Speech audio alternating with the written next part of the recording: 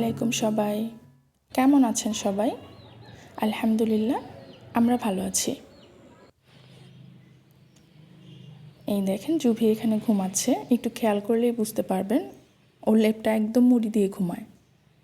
আমি সরাই দিলেও ও আবার নিয়ে নেয়, তার মানে ও কমফর্ট, টেনশনের কিছু নেই। এদিকে জুভি তার ডল নিয়েই কিন্তু ঘুমায়, আর সব সময় দিনে বা রাতে। যাই হোক, জুভি এদিকে ঘুমাচ্ছে, সবার আবদারে আমি এগ পুডিং বানিয়ে নিব। পুডিংটা একদম নর্মাল ওয়েতে বানাবো, স্পেশাল কিছুই অ্যাড করব না। ডিম, চিনি আর দুধ, এটা আমরা সবাই বানাতে পারি। আমার চেয়ে আপনারা আরও বেশি ভালো বানাতে পারেন। যাই হোক, এদিকে আমি দুধটাকে জ্বালিয়ে ঘন করে নিয়ে তারপর চিনি আর ডিমের মিশ্রণটা অ্যাড করে দিলাম।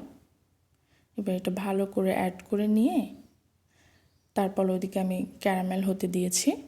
ক্যারামেলটা হয়ে গেলে একটু ঠান্ডা করে নিয়ে এই মিশ্রণটা অ্যাড করে দিব।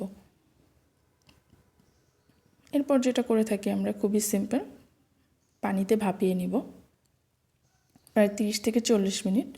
ভাপানোর পর আমার পুডিংটা একদম রেডি।